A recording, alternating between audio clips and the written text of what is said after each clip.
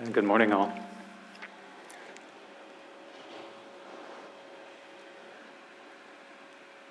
Yeah, how's the sound? Yeah, great.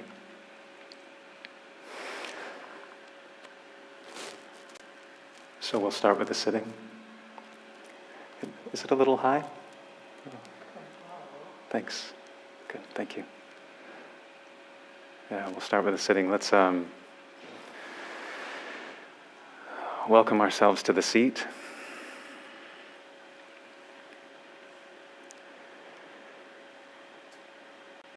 Beginning with reconnecting our bodies to the earth. This companion of ours that's always with us.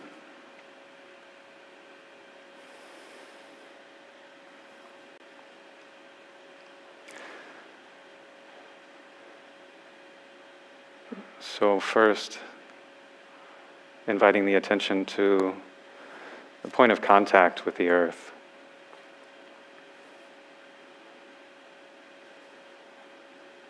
Sits bones, low body.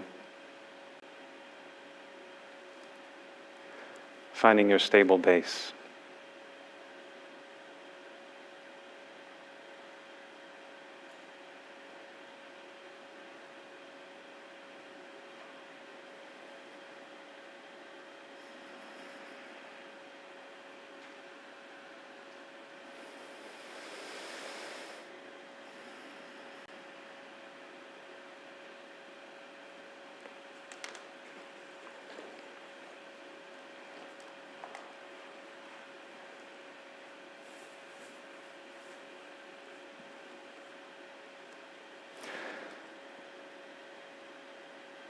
And upon that stable base, little bit by little bit, allowing the spine to grow long and tall, all the way up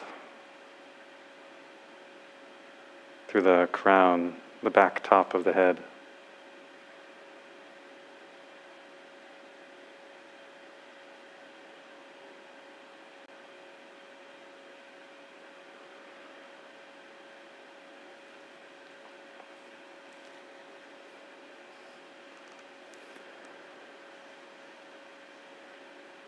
As the spine grows long, you may find your body adjusting itself. You may want to roll your shoulders back and let go of any of the tensions in the upper body.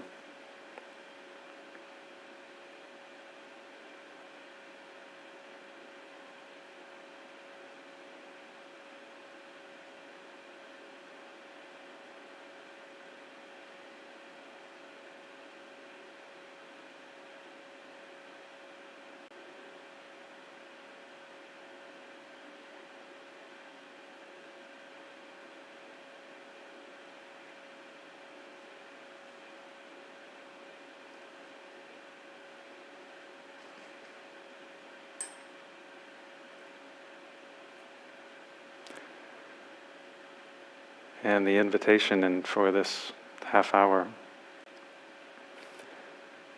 is to let the upright, steady, alert yet relaxed body guide the attention.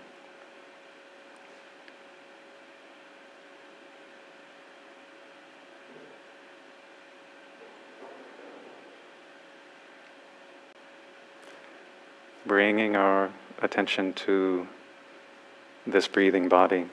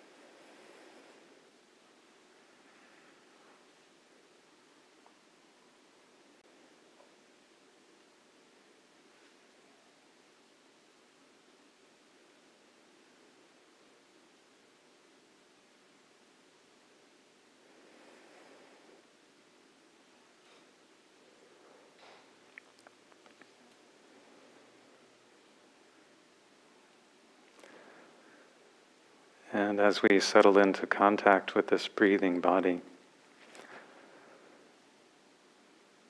you may notice tensions or contractions build up over a few minutes.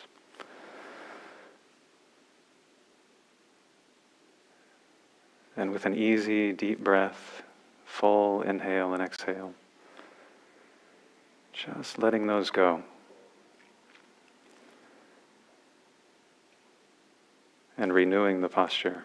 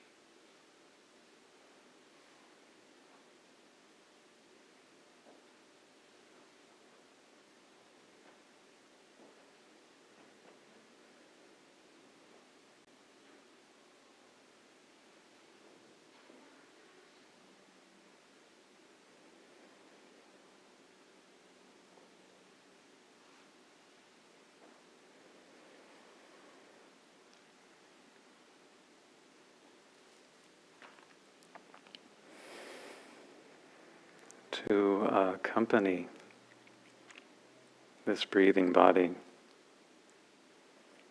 with our simple, straightforward attention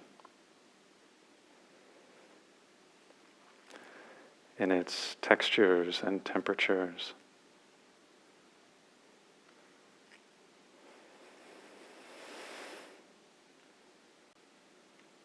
And when the inner worlds, the images, fantasies,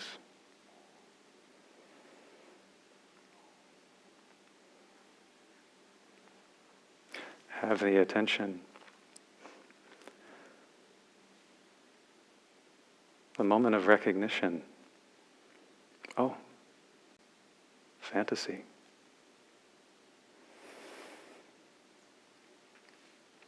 And then gently releasing the thought, the idea, like a helium balloon, letting it float away into the sky.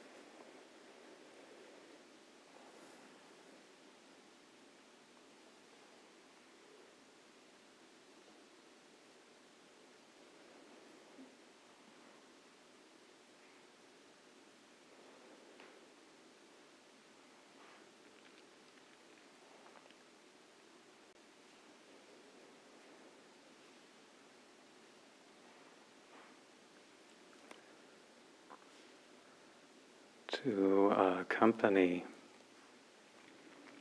this breathing body.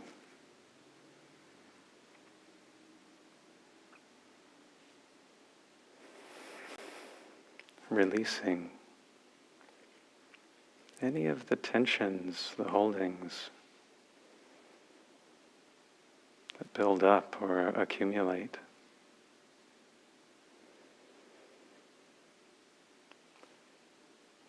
Easing into a simple, settled awareness here and now.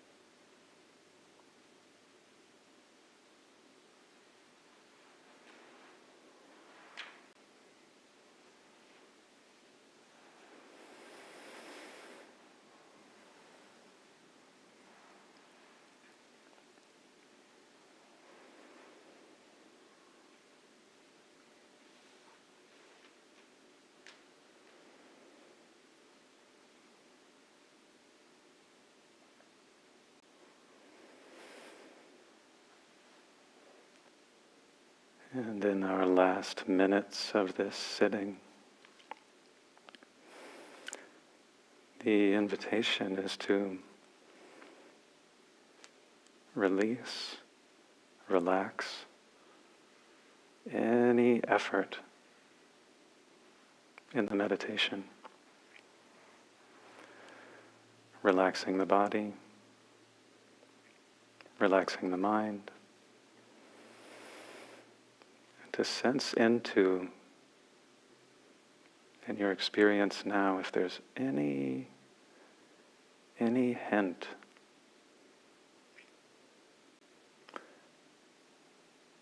of the wholesome qualities of settledness or ease or collectedness that have arisen.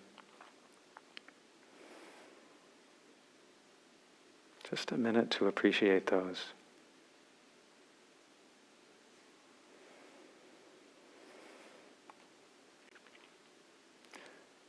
And if there's no hint of that in the experience, just continuing to accompany the breathing body.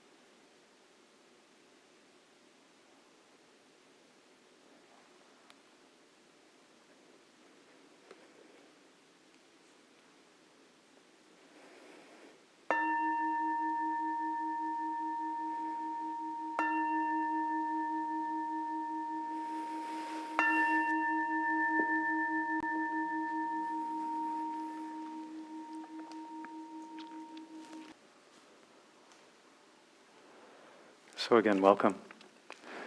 So nice to be with you. And my name is Kodo. It's such a pleasure to be here. I have a lot of appreciation and respect for the practice at the IMC and the IRC communities here and in Scotts Valley. I feel a very, very strong connection to this place. So it feels wonderful to manifest that here with you. And a pleasure to sit together. I mean, to spend a Sunday morning sitting in meditation, sharing in the Dharma, talking about the Dharma, in this bit of relative stillness, which I'm not sure for you, but stands in some real contrast to how the attention can be during the week. Sometimes I feel like a caffeinated bumblebee moving around from flower to flower.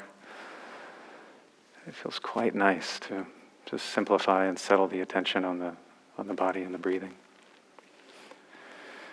So the theme for today is joy and the first noble truth. And the perspective that I want to discuss this morning is that there's a way of looking, there's a way of understanding this path of practice that, of course, emphasizes this first noble truth of dukkha, which I'll unpack a bit. But step by step, there's also joy, happiness, pleasure in different forms, all the way along. So of course, many paths in Buddhist practice, and many of them emphasize this teaching of dukkha, the first noble truth, dukkha, suffering, unsatisfactoriness. Now, why is that emphasized so much? And just what is that? Let's start with the why, and then we'll talk about the what. So to illustrate this, I'd like you to imagine, let's say you have a little bit of an injury. Let's say you've twisted an ankle. It doesn't seem to be getting better. Maybe you have a sprain. You have decided to consult a doctor. So you make an appointment. You make your way there. You make your way to the second floor. You wait a little while, and then it's time for you to see the physician. As you make your way to the examination room, usually they're empty, but you see the doctor is already in there, and you think, okay. You take your seat.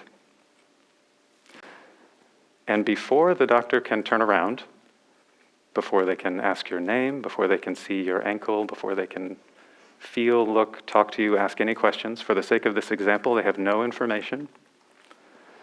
They write a prescription and they hand it to you and send you to the pharmacy. How effective can we imagine that remedy might be compared to one where there was an examination and such? Maybe not so effective. So it seems pretty natural as a principle that to have an effective remedy, we have to understand the ailment. And that the more fully we understand the ailment, like deeply, really, the better.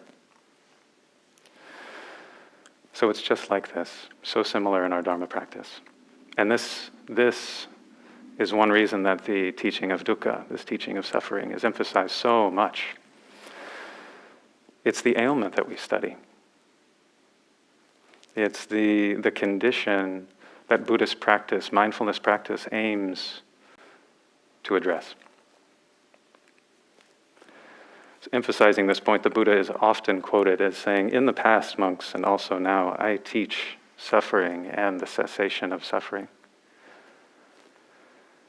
In the ancient texts, one way that the final goal of the practice is described is as the full understanding of dukkha, the full understanding of suffering, that then in turn liberates.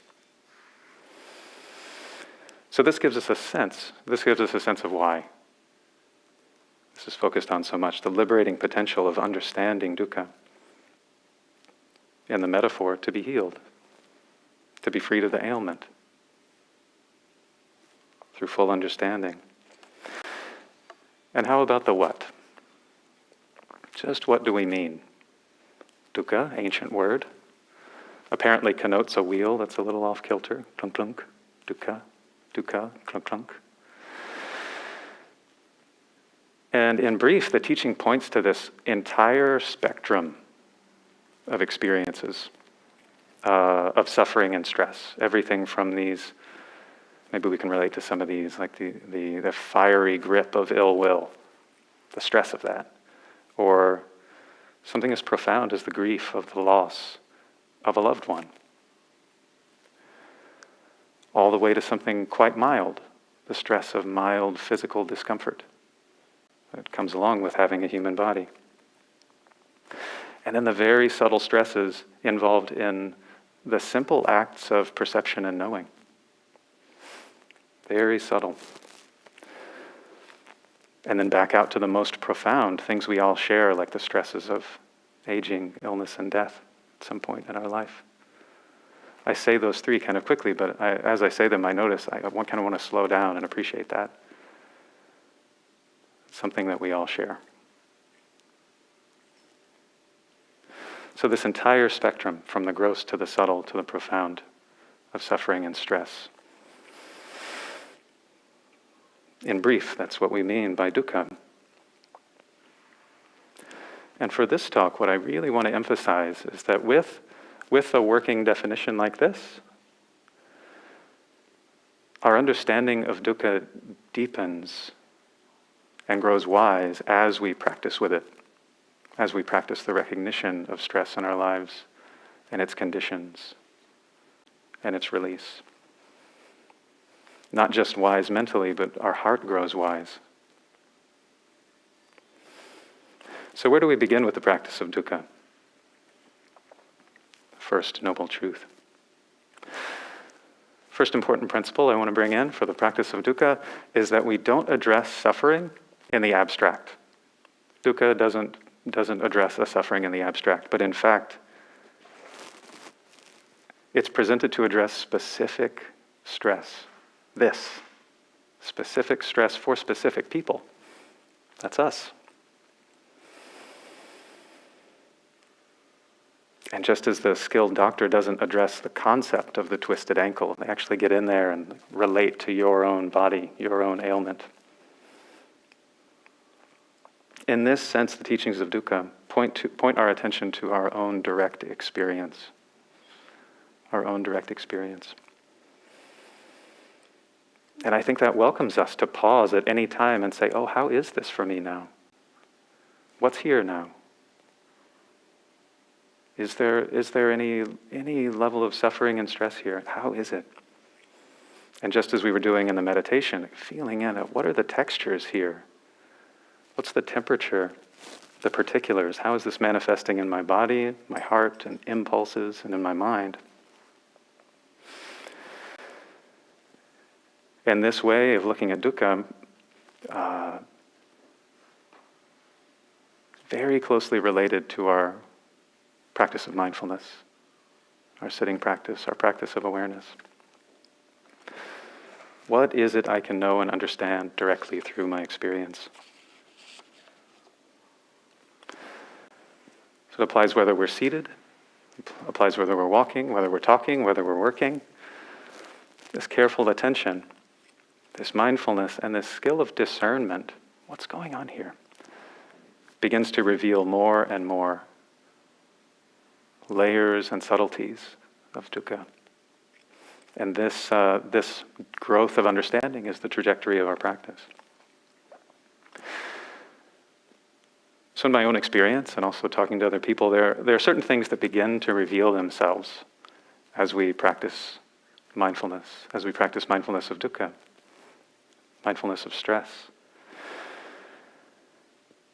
And one is, it won't take long before we encounter these sorts of stresses that we all share, that I paused to appreciate a moment ago. We all go through the sufferings and stresses of birth, presumably, though I don't know how many of us remember. Those of aging, when my body stops working the way that I relied on it for. Illness. And eventually, thankful to our very sophisticated minds, able to know that someday we will pass. So simply, our practice of mindfulness with dukkha, again, it reveals these sort of universal experiences in their particular manifestations, in all of their dynamics, in all of their shapes and structures. And again, this in itself is the path. And there might be something in there. There might be something in there where we have these experiences of dukkha and mindfulness meets them. And maybe there's just a touch of relief. Maybe there's just a touch of ease that comes in through our practice of awareness. Maybe something in the heart begins to grow easeful and still and wise. This can start to hint at the relationship between joy and dukkha.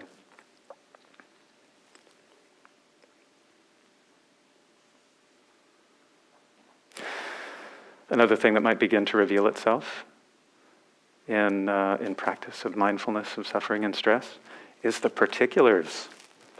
This practice of how is it now? How is it manifesting now? How is it shifting, changing? Great example is, while we're meditating, physical pain. Physical pain, I don't know about for you, for me it often arises as a single monolithic signal. It's like a big no in the mind. No, thank you. But, mindfulness practice, getting a little closer, both to that big no thank you, and into the actual sensations. This phrase is really coming up for me this morning. Textures and temperatures. How hot is it? Is it moving? Is it pulsing? Is it sharp? Is it soft? Mindfulness of stresses begins to reveal these particulars. It's true in the world of physical sensation. It's also true in our emotional life. When anger arises as a big no thank you. Advanced practice. What's the constellation there? The constellation of sensations, thoughts, and impulses that I call anger.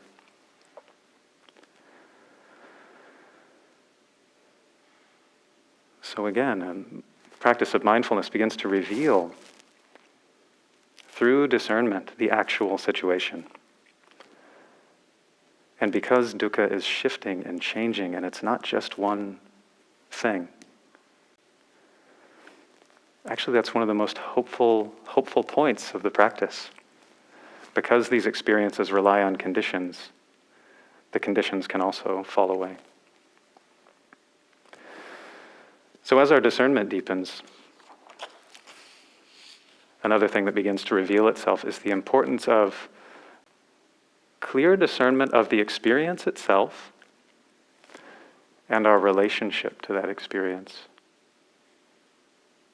The experience itself and our relationship to the experience. And how a skillful or unskillful relationship to experience can either compound the stress or maybe the word undermine. To illustrate this, I want to tell a little story. It's a story about 2 phone calls. When I was younger, first phone call I received, and I learned about the passing of my grandmother. I remember hearing the sound. I remember the shock. And I remember the following days kind of actually just being numb, because it was so much for me. It was so much, I couldn't feel much, and the grief took a really long time. Second phone call. Some years later, I received on the very last day of a meditation retreat. I'd been sitting doing mindfulness of the body for 10 days. And I got this important message. Kodo, there's a phone call for you. Phone, same ear, almost the same sound. Kodo, your grandmother has passed away. Other grandmother had passed. Owing to the state of the mind and my relationship to experience at the time, what happened this time, heard the sound go in, I felt the body register. The body really registered the experience, and it was amazing. It was like bubbles from top to bottom. It just went. And within a couple of minutes, the sensations had actually passed. I hadn't suppressed or pushed away the experience. It fully registered, and it was entirely clean. Such that after my body processed in that way, I was able to completely be there for the person on the other end of the phone. 2 very, very similar stimuli, very similar news over the telephone, wildly different experiences in terms of compounding the suffering or not. And I want to take care here. It was through no fault of my first version of me that the suffering was compounded. Those were the conditions of the moment. But just to say, there's the experience, relationship to that experience, and how it can either compound or not compound suffering. One of the things that starts to reveal itself as the practice of mindfulness and discernment grows in us.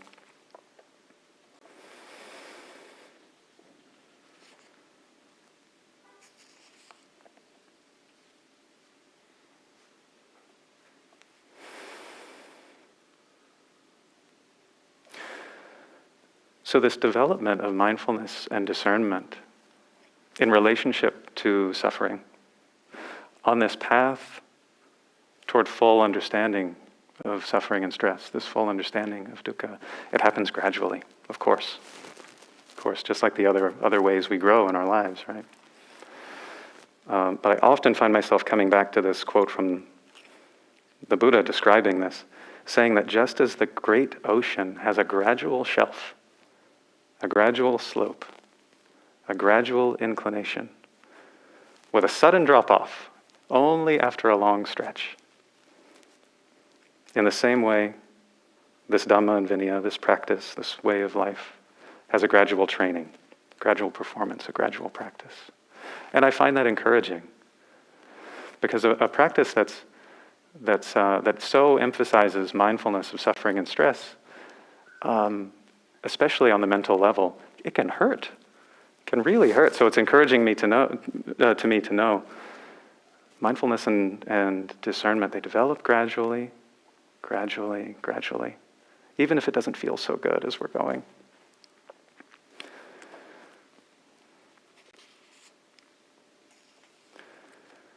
And of course, there is good news.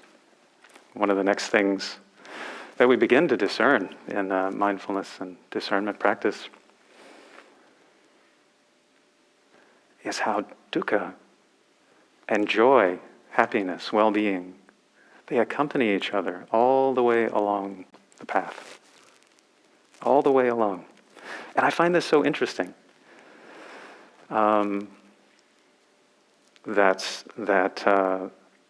If I zoom out, if I take any particular experience, if I view it wide enough, both elements are there. That's fascinating to me. And isn't it more complex? Aren't there instances in our lives where, of course, there are the joys and the pleasures, and of course there are the sufferings and the stresses, and how they mingle? I think this is a very rich area for practice. I think of maybe something many or all of us remember. Do you remember the pleasant anticipation of the ending of Shelter in Place? It's like, oh, I'm going to see people again. I see hands going up. And I don't know about you, but that was followed by a real awkwardness and overstimulation. It was so easy to be overstimulated. The joy and the stress right there together. Or in terms of work, I can imagine a sort of the joyful direction of working toward a project or a promotion or something, coupled with the stresses of overwork. Or even leisure, a day at the beach, and then there's the sunburn. These are just some everyday examples at a sort of broad view that incorporate both.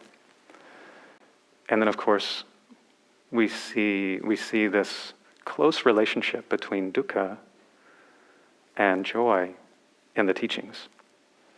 I think even of the first and second noble truths, dukkha and its arising, dukkha and its cause sometimes. Real emphasis on the difficulty, the stress. And then the third and fourth noble truths. There's cessation, the path to the ending of cessation. The relief of release, the joy, happiness, well-being, represented by the third and the fourth noble truths. And I really appreciate how close they are, what the relationship is. I think this is well represented by a Zen phrase. In front of the cliff of dead trees, flowers and plants are always in spring.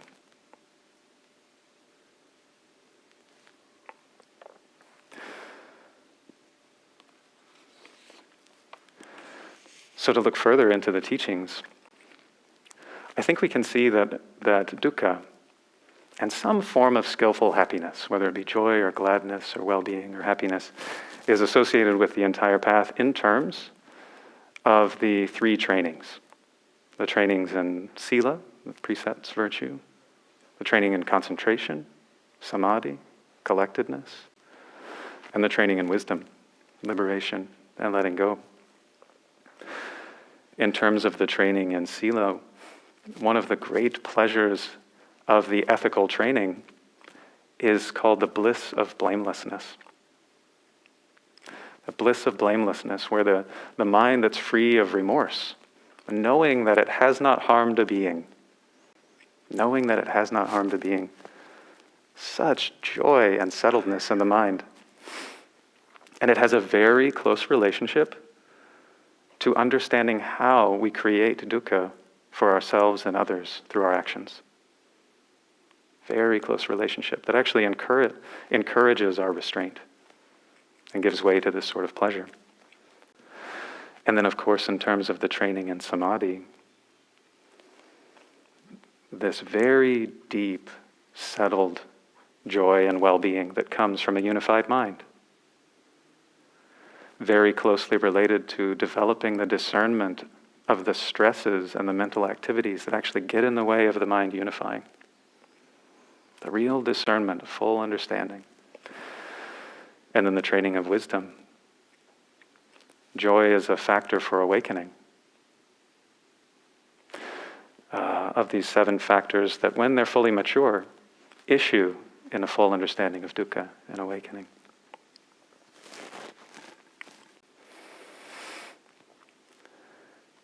Another teacher puts it this way: there's no scarcity on the path of beautiful scenery. The flowers know how to laugh, and the birds know how to sing.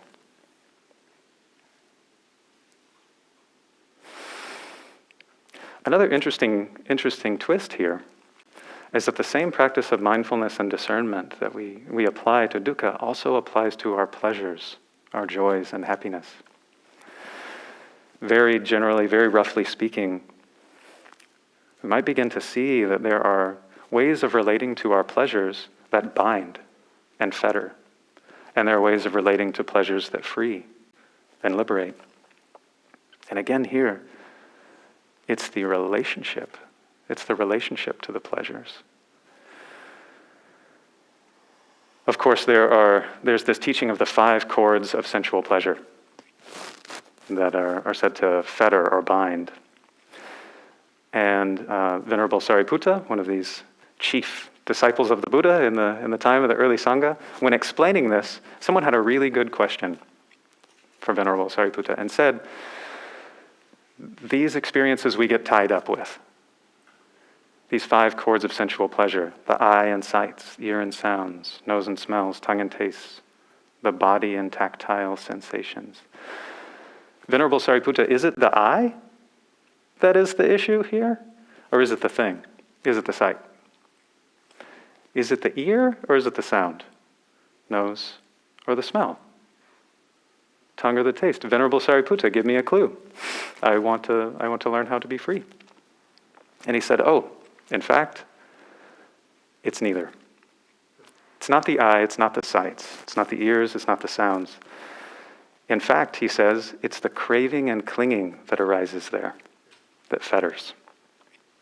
This is really good news. Really good news. Sometimes, I don't know if this ever arises for you, but sometimes a practitioner will get the notion that, I'm not supposed to see, hear, taste, or touch anything. Venerable Sariputta is saying, no, it's okay for you to be a human and live a human life, to have these sense experiences.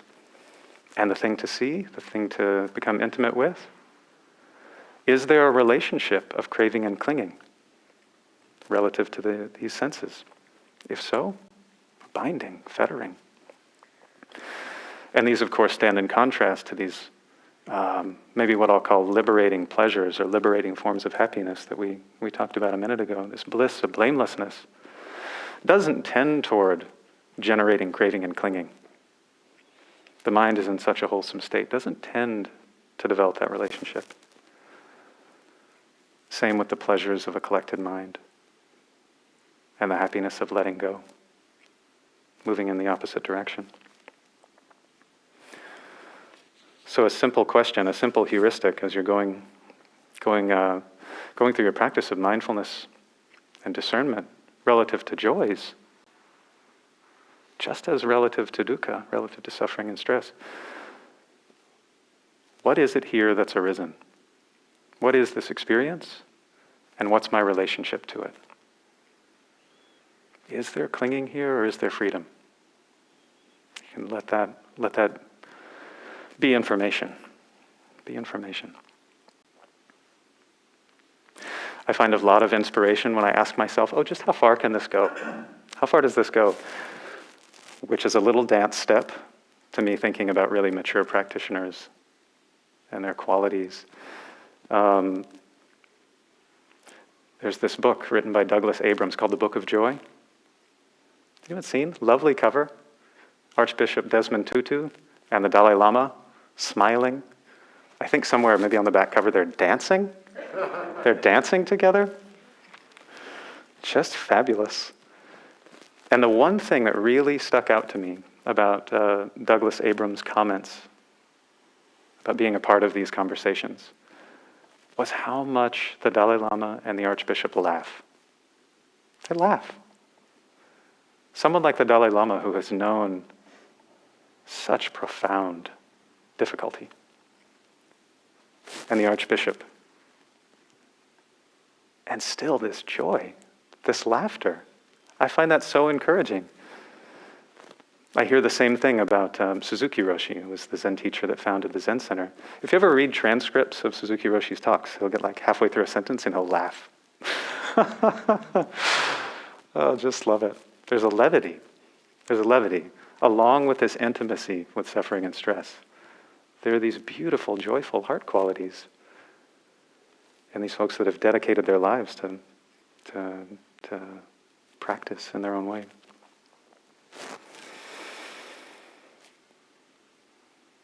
So just as dukkha is conditioned, so too is joy. So too is joy. And this opens a doorway for us. This opens a possibility in our practice that we can, through our observation and discernment, start to recognize or deepen our recognition. How did this come to be? Not always an intellectual exercise, though that reflective exercise is helpful. But even on our meditation cushion, just abiding there with the body and the breathing. As suffering and stress arises and passes away. As joy arises and joy passes away. And through keeping a contact as continuous as we can, even if the mind doesn't recognize, oh, this is how dukkha was constructed, this is how joy was constructed, the heart knows something. The heart has watched it happen. One of my teachers really likes to remind me that something, maybe even more than 3/4 of communication, happens non-verbally through the body.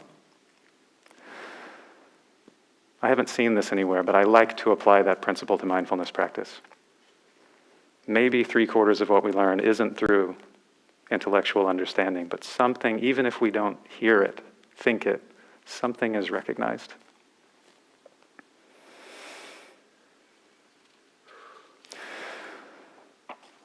One more encouragement, and then maybe a story.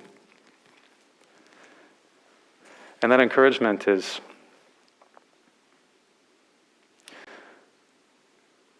something about holding joy and dukkha, joy and stress, close to one another, recognizing that they can be aspects of one experience.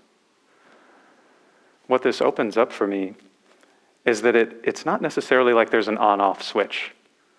Oh, it's just going to be 100% dukkha. Oh, it's just going to be 100% joy. But in fact,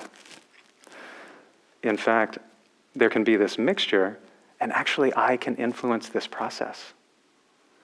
There can be these little moments of wholesome qualities, little moments of mindfulness, tiny moments of discernment, tiny moments of recognizing, oh, this is well-being, just a moment.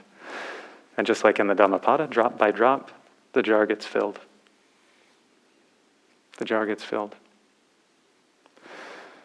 Developing our full understanding of dukkha and just filling our bodies and hearts, hopefully over time in this direction, so we'll be dancing like the Dalai Lama and the Archbishop. So a story to close.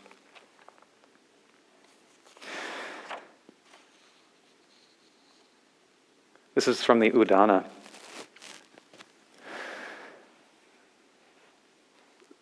In the time of the Buddha, there's a monk, Venerable Bhadia, a former king who became a monk. And he's been practicing the Dharma, as he does, going on alms round, and then he'll finish his alms round and do his, I love this phrase, his day's abiding, his day's meditation at the root of a tree. And the other monks nearby overhear the Venerable Bhadia in his meditation exclaiming, "What bliss! What bliss!" And the monks think, in their compassionate hearts and their wish for well-being, uh-oh, the former king is thinking about the joys of kingship. I think he might be about to run away from the training. We had better go tell the Buddha. Such compassionate ones. Good friends in the Dharma. So they report this to the Buddha, and the Buddha invites Bhadia to visit and says this. Oh, the other way. Venerable Bhadia goes to the Blessed One, to the Buddha. As he's sitting there, the Buddha doesn't assume anything. I love this too. He says, "Is it true, Bhadia, that on going to the wilderness, to the root of a tree, ... you repeatedly exclaim, 'What bliss, what bliss?'" "Yes, Bhante, yes." Doesn't assume anything, the Buddha. "What compelling reason do you have in mind?" Why? Why are you doing that? When you go to the wilderness, when you go into meditation, why is it that you repeatedly exclaim, "What bliss, what bliss?" And the Venerable Bhadia gives his answer. And he says, before, when I was a king, maintaining the bliss of kingship, every luxury, he said, I had guards posted inside the royal apartment, outside the royal apartment, inside the city, outside the city, just layers of guards. And he says, I dwelled in fear, agitated, distrustful, and afraid. But now, when I go to the wilderness, when I go and do my day's abiding, my day's meditation, I dwell without fear. I dwell without fear, unagitated, confident, unafraid, unconcerned, unruffled, living on the gifts of others, with my mind like a wild deer, which sounds very pleasant. So, joy in the First Noble Truth. In sum, our path, our practice of mindfulness and discernment, of comprehending fully suffering and stress, practicing with that, I'll say it will not be without its joys. And our path of joy and well-being, it will not be without its stresses. So may it be at those times of joy and in those times of stress, and those times when it's very clearly a mix. May these practices of mindfulness and discernment support this onward leading path toward a full understanding of dukkha and complete freedom for ourselves and for all beings without exception.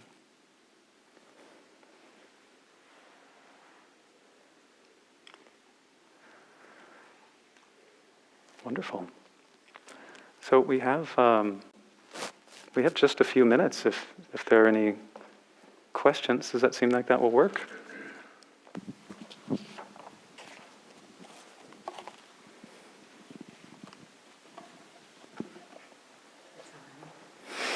It's on. It's on. Okay. Hello. Thank you for your talk and the meditation. My question comes in, I love this sense of the suffering and the joy being present at the same time. I feel that's true in my experience, and it resonates very well. This, the opening or the release that allows you maybe to shift towards feeling joy more fully and a little bit less compounding of the suffering. I guess the question becomes, how do you remember? How do you remember that, this knee is caught right now. Oh, let me release that knee. Or, there's somewhere else that I'm unaware of that I'm holding, even as I speak this question and feel mostly release, but a little bit of energy that I'm the center of the attention of the question. Sure. Thank you for the question. I imagine this resonates for many of us. It's mysterious, isn't it? Remembering. we can ask a similar question when we're practicing meditation and say the mind moves into a distraction. Oh, feel free. Thank you.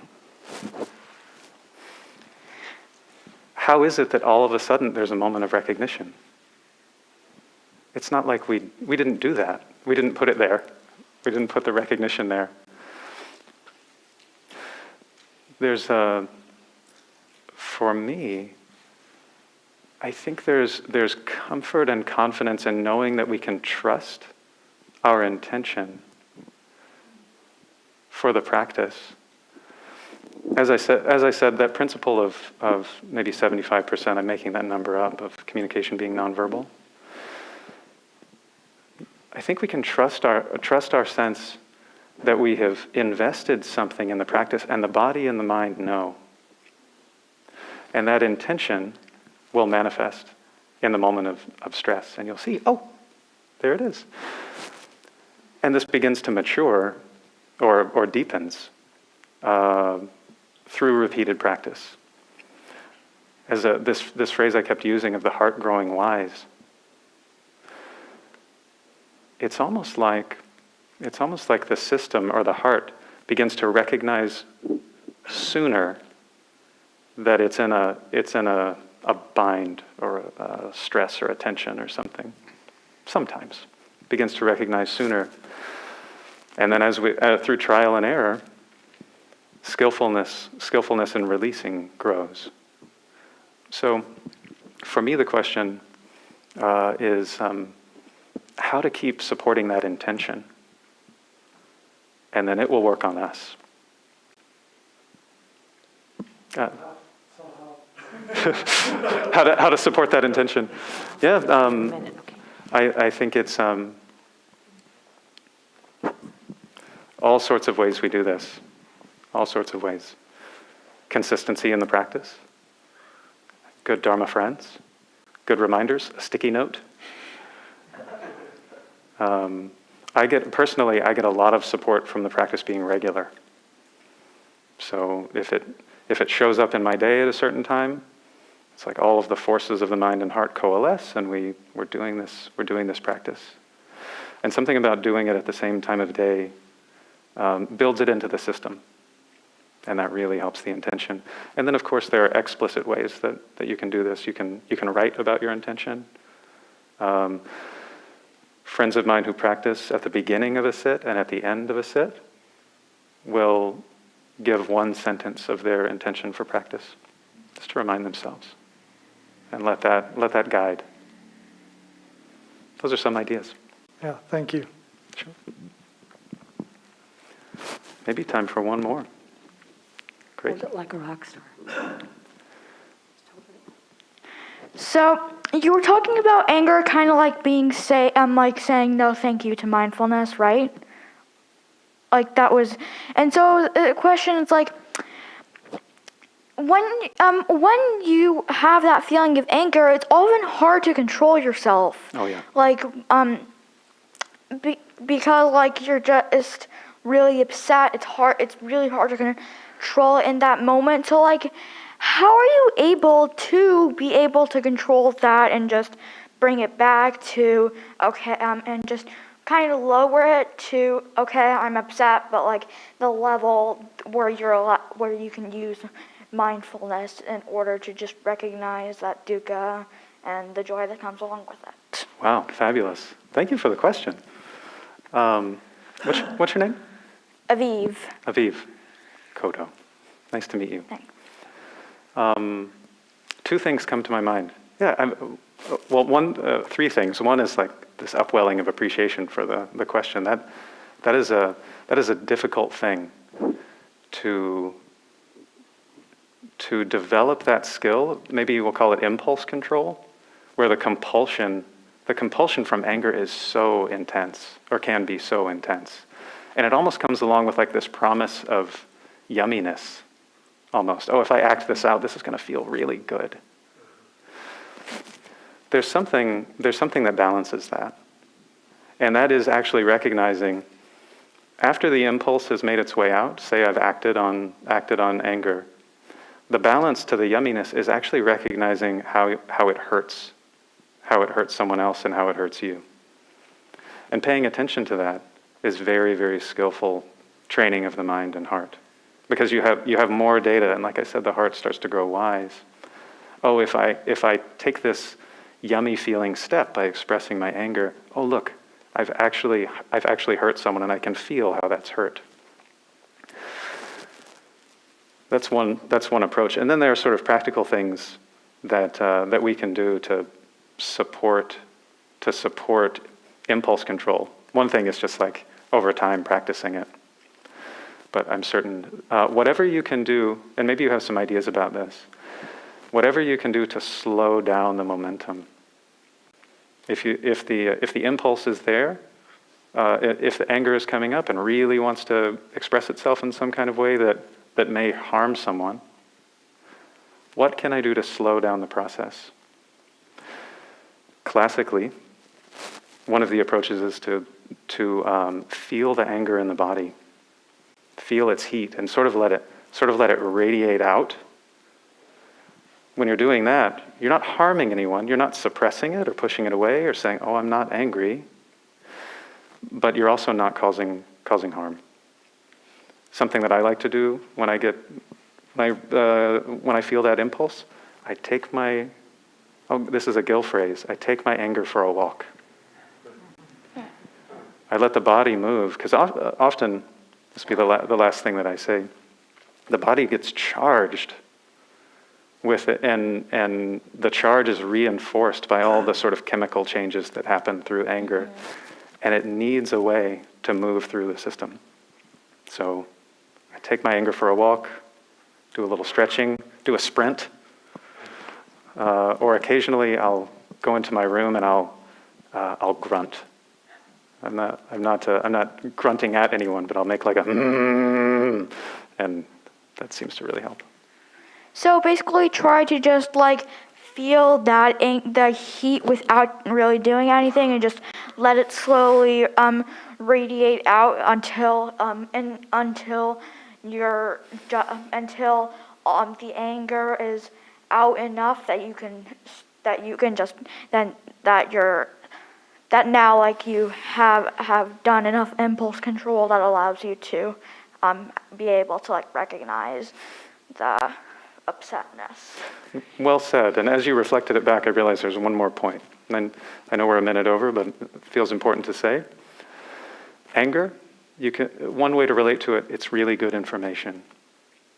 This can mean that something important has just happened, or like something's happening that actually my body is signaling that I or someone else is in danger. And the information that you receive, once you have sort of processed anger in the way we're talking about so far, then you can take a wiser mind that's not under the influence of that emotion as much and actually discern, is there harm here? Is there something I should do about this that I can do skillfully that won't harm another, won't harm me, and can keep us all safe? How's that sound, Aviv? Yeah, that makes sense. Thank you very much. Great. We've come to the end of our time. Again, my appreciation for you and your practice and your kind attention. I am full of joy, and I hope you enjoy your Sunday. We'll see each other again soon.